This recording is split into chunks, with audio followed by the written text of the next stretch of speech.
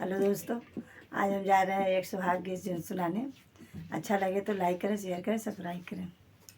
कलकत्ता से उड़ेल जहाज आवेला, कलकत्ता से उड़ेल जहाज आवेला।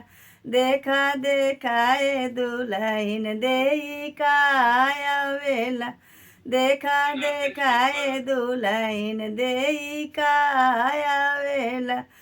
कलकत्ता से उड़ल जहाज आवेला, कलकत्ता से उड़ल जहाज आवेला।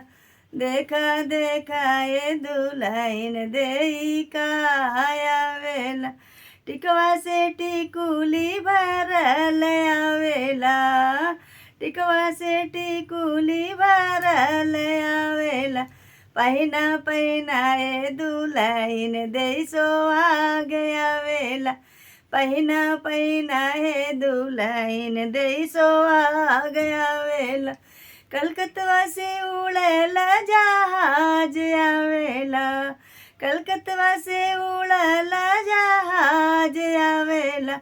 देखा देखाए दुल्हन देई का आवेला, देखा देखाए दुल्हन देई का आवेला।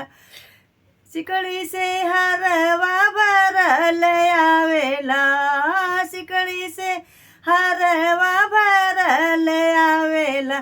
पहिना पहिनाए दुल्हन देई सोहाग आवेला, पहिना पहिनाए दुल्हन देई सोहाग आवेला। कलकत्ता से उड़ेला जहाज आवेला, कलकत्ता से उड़ेला जहाज आवेला। देखा देखाए दुल्हन देई का आवेला, देखा देखाए दुल्हन देई का आवेला। चूड़िया से कंगना भरल आवेला, चूड़िया से कंगना भरल आवेला। देखा देख पहिना पहिनाए दुल्हन देई सोहाग आवेला, पहिना पहिनाए दुल्हन देई सोहाग आवेला। कलकत्ता से उड़ेला जहाज आवेला, कलकत्ता से उड़ेला जहाज आवेला। देखा देखा दुल्हन देई का आवेला, देखा देखाए दुल्हन देई का आवेला।